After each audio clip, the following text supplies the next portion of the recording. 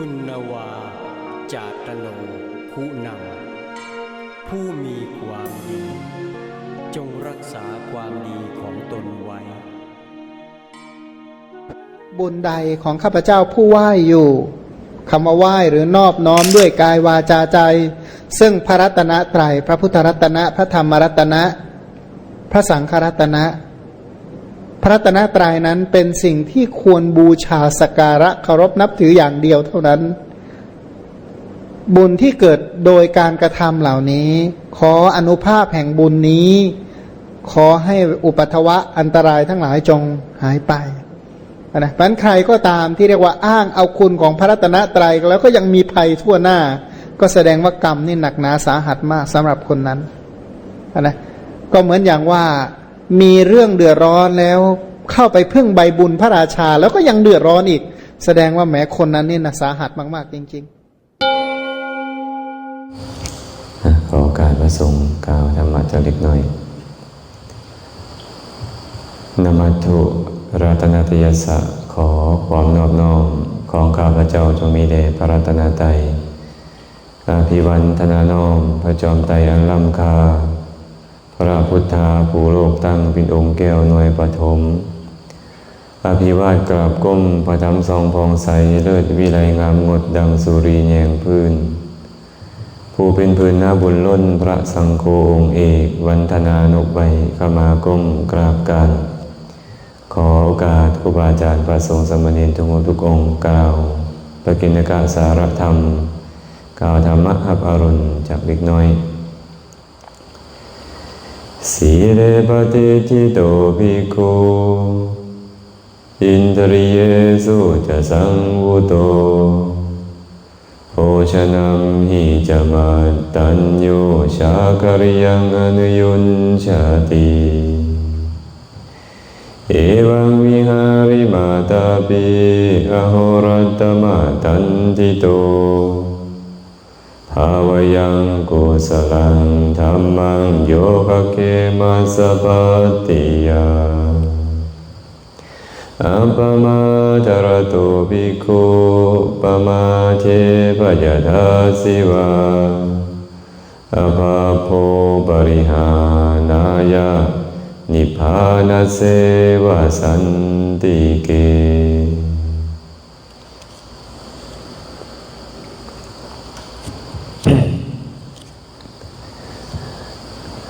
คาถานี้พระสัมมาสัมพุทธเจ้าได้แสดงไว้ใน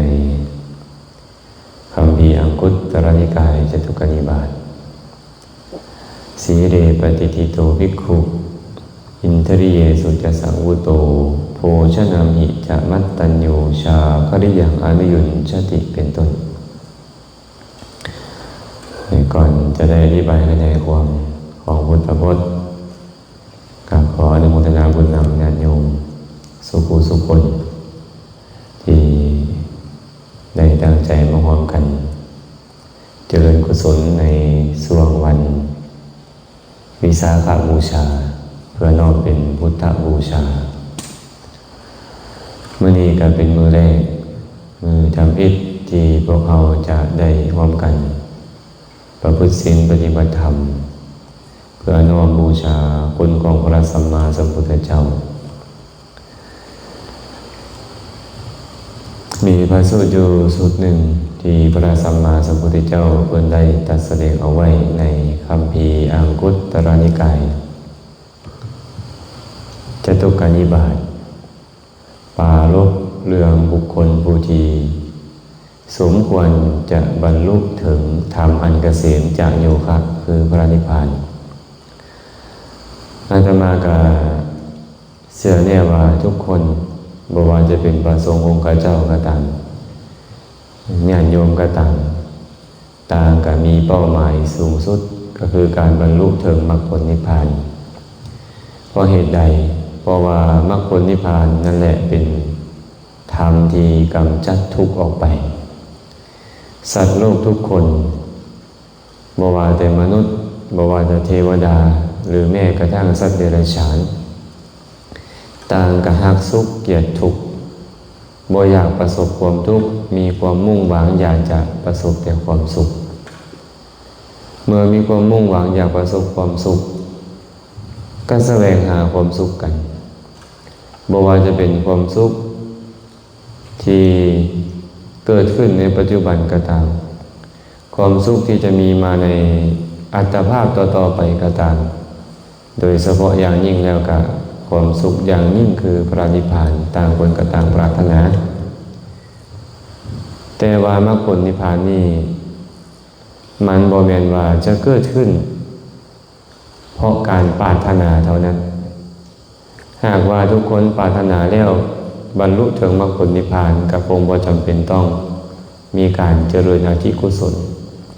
พระสัมมาสัมพุทธเจ้าก็คงบ่ต้องสั่งสมบารมีเสียสละเวลาเสียสละทุกสิ่งทุกอย่างจนเสียสงไข่ยิ่งโดยเส้นกับจนค่อยตัดสหูใดฉะนั้นเมื่อเป็นเช่นนั้นก็ต้องมีวิธีการที่จะเข้าถึง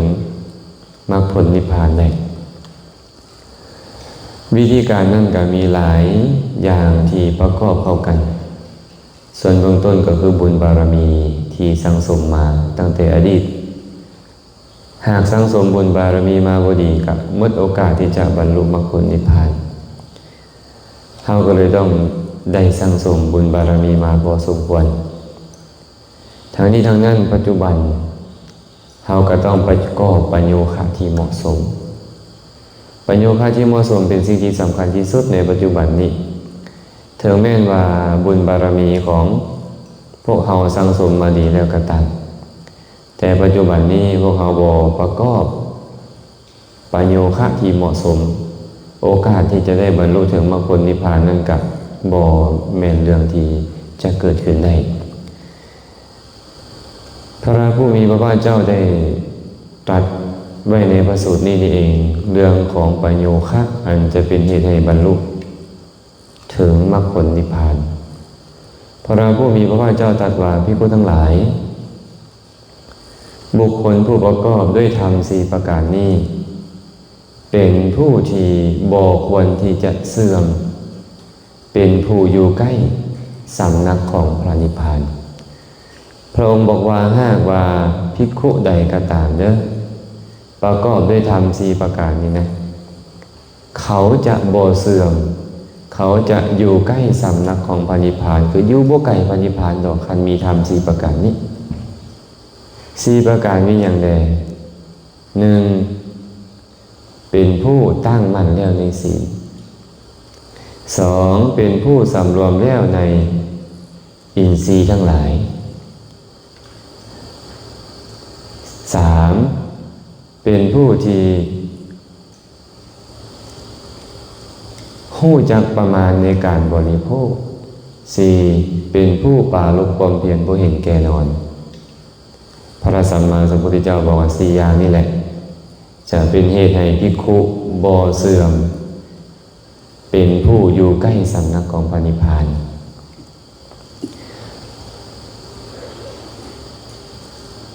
เป็นผู้บ่เสื่อมคำว่าบ่เสื่อมก็คือกุศลธรรมบ่หายเมื่อกุศลธรรมบ่หายก็ชื่อว่าเข้าใกล้พระนิพพานอยู่บ่ไกลสำนักของพระนิพพานคำว่าภิกขุนี่นะเอาละพระองค์อาจจะหมายถึงพระภิกขุโดยตรงแต่โดยความหมายของคำว่าภิกขุนี่ก็คือผู้แสวงหาพระนิพพานเนาะผู้เห็นภายในวัฏสงสารเห็นว่าการเกิดการแก่การเจ็บการตายการพัดพรากจากของรักของเห็นการประสบพบเจอสิ่งที่บ่น่าพอใจความผิดหวังซ้ำชอกต่างๆนี่นะมันเป็นทุกข์มันเป็นภัยเป็นเหตุให้สัตว์ทั้งหลายว่าสะดุ้งเมื่อเห็นภัยในวัฏสงสารในการเวียนตายเวียนเกิดเวียนแก่เวียนตายอยู่เนี่ยว่ามันเป็นภัยอยู่บุคคลนั่นเอิ้นว่าภิกขุพ่อแม่ขาวแม่ชีพ่อญาติโยมเด้เห็นว่าความเกิดเป็นทุกข์บ่เห็นว่าความแก่ชราเป็นทุกข์บ่เห็นว่าความป่วยไข้เห็นว่าความตายเห็นว่าความพัดพรากจากของรักของเห็น เห็นว่าการพบเจอสิ่งที่บ่น่าพอใจเป็นทุกข์เป็นภัยบ่เห็นว่าความผิดหวังซ้ำซากต่างๆเป็นทุกข์เป็นภัยบ่เห็นว่าการเข้าถึงอบายทุกขติวินิบาตนรกเนี่ยมันเป็นทุกข์เป็นภัยบ่หากบุคคลใดเห็นแบบนี้อยู่หากพวกเขาเห็นแบบนี้อยู่พวกเขาก็ชื่อว่า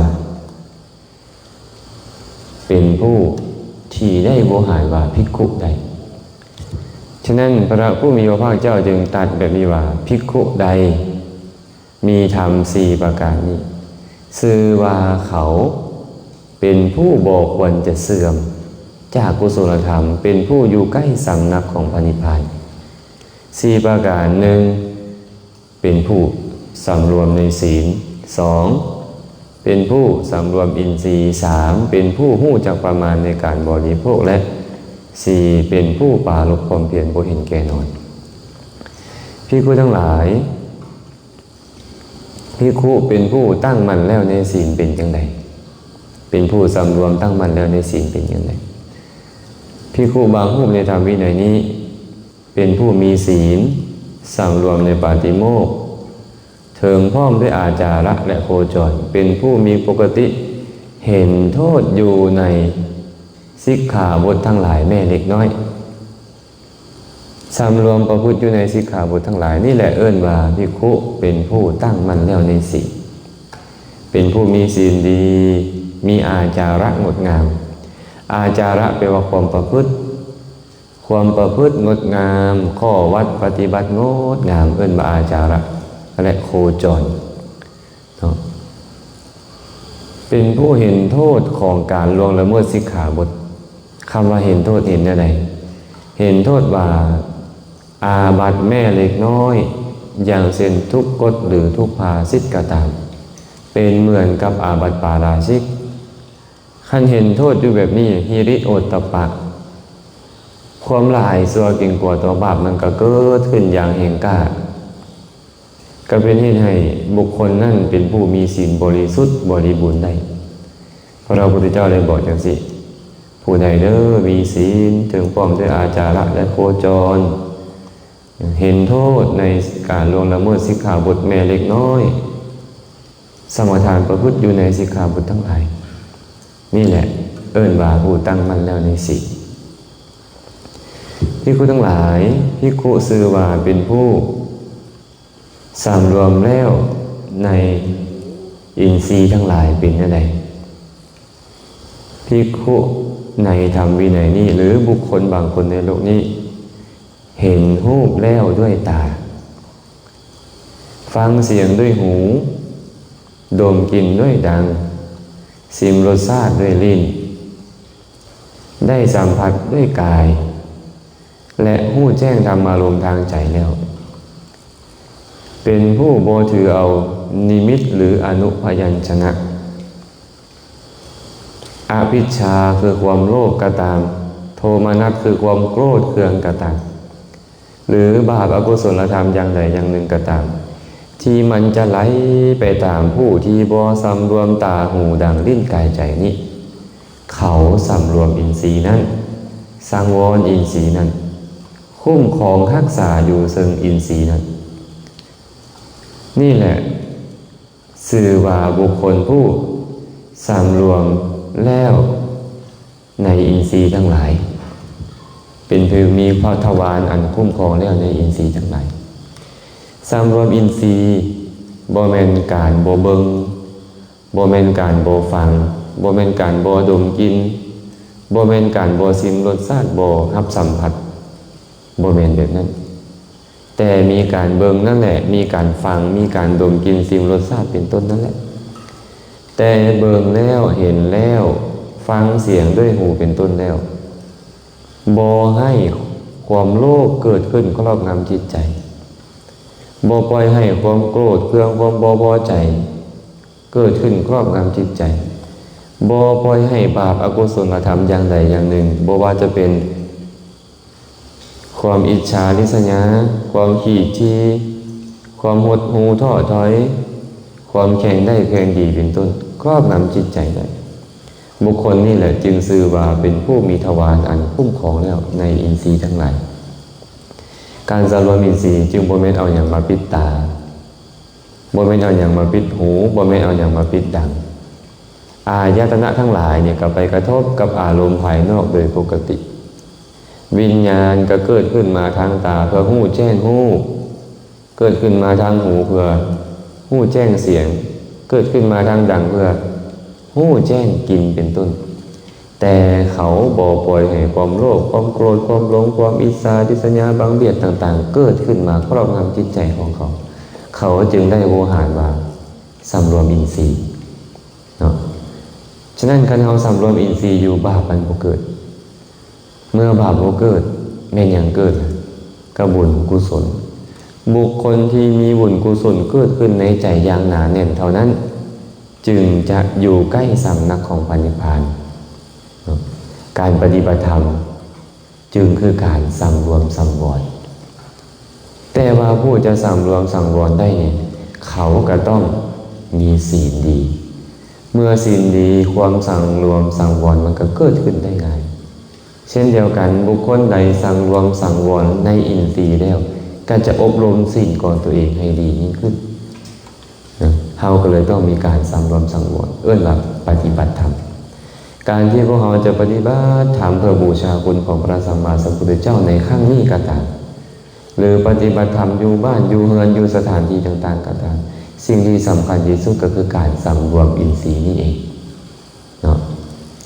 พระผู้มีพระภาคเจ้าตรัสต่อไปว่าภิกษุทั้งหลายบุคคลเป็นผู้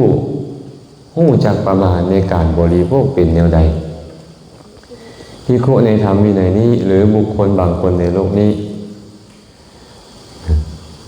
บ่ได้บริโภคอาหารเพื่อให้เกิดความเมามันเพื่อให้เกิดกำลังทางกายบ่ได้บริโภคอาหารเพื่อที่จะประดับปรุงแต่งทางกายนี้แต่เขาบริโภคอาหารเพื่อเฮ็ดให้ทางกายนี้ดำเนินไปได้เพื่อกำจัดความหิวกระหายเพื่อบ่เฮ็ดความทุกข์ให้มันเกิดขึ้นอีกต่อไปด้วยคิดว่าความผาสุกจะเกิดขึ้นเมื่อมีการบริโภคทางกายนี่จะเป็นไปได้ดีเป็นต้นนี่แหละว่าหู้จักประมาณในการบริโภคคำว่าหู้จักประมาณก็คือเพียงส่ำใดที่เฮาบริโภคแล้วจะเฮ็ดทางกายนี้ตั้งอยู่ได้ประพฤติพรหมจรรย์ได้บ่แม่นบริโภคจนว่ามึนตากับมึนบ่ขึ้นบางคนแม่นบ่บริโภคเข้าไปแล้วมึนตาบ่ขึ้นเมาอาหารมานั่งนำหมู่ก็บ่ได้เดินจงกรมก็บ่ได้บริโภคไปก็ให้ประโยชน์แบบนี้แม่นบ่ฉะนั้นพวกเราก็เลยต้องมาใส่ใจอยู่เสมอว่าข่อยจะบ่เฮ็ดเล่นๆได้บริโภคเนี่ยบ่แม่นเพื่อเฮานี่มันแซ่บมันนัวมันเมามันได้บ่แม่นว่าอยากให้มีกำลังวังชาให้กล้ามใหญ่ๆได้บ่แม่นจังซี่บ่ได้เพื่อประดับปรุงแต่งว่าให้ส่วนนี้โน้นขึ้นให้ส่วนนี้แวบลงบ่แม่นแต่ข่อยจะบริโภคเพื่อให้ร่างกายข่อยเนี่ยมันดำเนินไปได้ด้วยดีบ่ให้ความทุกข์เพราะหิวเนี่ยมันบีบคั้นข่อย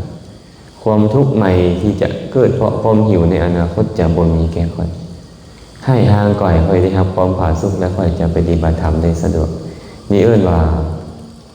โภชเนมัตตัญญูตาก็คือการหู้จักประมาณในการบริโภคอีกอย่างหนึ่งของนั้นมันแสลงต่อโลกของเฮาและเฮาบ่บริโภคมันอันใดเกื้อกูลต่อสิ่งที่จะบ่เฮ็ดให้โลกเฮากำเริบเฮาบริโภคสิ่งนั้นนี่ก็ว่าการสำรวมในการบริโภคแม้แต่การไปรับมาแต่เบื้องต้นรับพอประมาณก็คือว่าหู้จักประมาณในการบริโภคเช่นกันเนาะพระผู้มีพระภาคเจ้าก็เลยตรัสต่อไปว่าภิกษุทั้งหลายผู้ปรารภความเพียรบ่เห็นแก่นอนเป็นจังใดภิกขุในธรรมวินัยนี้หรือบุคคลบางคนในโลกนี้ในเวลากลางเวรชำระสะสางสลัดจิ้นซึ่งทำอันเป็นเครื่องกลางกั้นกุศลด้วยการเดินจงกรมด้วยการนั่งสมาธิตอนกลางคืนแบ่งออกเป็น3 ยามต้นตอนหัวค่ สัมระนิวรธรรมสัมระธรรมอันเป็นเครื่องกลางกั้นกุศลด้วยการเดินจงกรมหรือการนั่งสมาธิในยามกลางในเวลากลางดึกสัมเรสีหไสยานด้วยการนอนตะแคงเบื้องขวาเอาเท้าข้างซ้ายทับเท้าข้างขวาเลื่อมกันหน่อยหนึ่งตั้งอุทธานสัญญาในใจว่าข้าพระเจ้าจะลุกขึ้นเมื่อหู้โตขึ้นในเวลาเท่านี้ในเวลาเท่านั้นโมงในเวลายามสุดท้ายคือเวลาใกล้จะแจ้งลุกขึ้นมาชำระอาวารณิยธรรมคือธรรมอันเป็นเครื่องกลางกั้นกุศลด้วยการเดินจงกรมด้วยการนั่งสมาธินี่แหละภิกษุทั้งหลายชื่อว่าบุคคลปรารภความเพียรบ่เห็นแก่หลับแก่นอนตอนสวยนี่นะกับบ่นอนบ่ไปนอนเว้นบ่ไปนั่งหลับเห็นแบบอาจารย์เกียงนั่งสมาธิมีสติสัมปชัญญะบอกหรือว่านั่งจงกรมกำจัดนิวรธรรมทั้งหลายบ่ให้กามฉันทะความโลภโมโทสันความอยากได้ความต้องการนั้นเกิดขึ้นในใจกำจัดพยาบาทความโกรธเคืองความบ่พอใจบ่ให้มันเกิดขึ้นในใจกุ้มรุมจิตใจบ่ให้ทีนะมิทะความหดหู่ท้อถอยความเสื่องซึมมันเกิดขึ้นในใจบ่ให้ความฟุ้งซ่านรำคาญใจบ่ให้ความลังเลสงสัยบ่ให้บาปอกุศลธรรมอย่างใดอย่างหนึ่งมันเกิดขึ้นกุ้มรุมจิตใจเดินจงกรมแลนั่งสมาธิแลตอนหัวค่ำก็เฮ็ดแบบนั้นตอนใกล้สิแจ้งก็เฮ็ดแบบนั้นพักผ่อนนอนแต่เฉพาะเวลากลางดึกประมาณ10 โมงฮอดตี 2เนี่ยสำฤทธิ์สีหไสยาคือนอนแบบมีสติตั้งใจว่าข้าพระเจ้าจะลุกขึ้นนี่จึงเอิ้นว่าผู้ปรารภความเพียรบ่เห็นแก่นอนบ่แม่นว่านั่งอยู่ไสก็หลับยืนอยู่ไสก็หลับเห็นประโยชน์แต่การนอนคันการนอนประสบความเจริญพระสัมมาสัมพุทธเจ้าสอนเฮาแล้วแม่นบ่พระพุทธเจ้าบอกว่า3อย่างเด้อที่มีเท่าใดก็บ่อิ่มบ่เต็ม3อย่างมีหยังแด1การเสพกามคุณการเสพกามนี่นะการร่วมรับนอนนำกันระหว่างหญิงชายเท่าใดมันก็บ่อิ่มบ่เต็มเฮ็ดเท่าใดมันก็บ่อิ่มบ่เต็มบางเทื่อโอ้ยข่อยเบื่อแล้วข่อยนายแล้วเดี๋ยวมันก็มาอีกอ้าวเพียงพอแล้วเบื่อนายแล้วเดี๋ยวมันก็มาอีกไอ้ความต้องการในการเสพกามนี่นะเนาะโดยตรงเว้าถึงการเสพกามคือการเสพเมถุนโดยอ้อมโดยรวมก็คือแม้แต่การเบิ่งรูปฟังเสียงดมกลิ่นชิมรสชาติได้สัมผัสดีๆที่ต้องการเนี่ยมันก็บ่อิ่มจักเทื่อ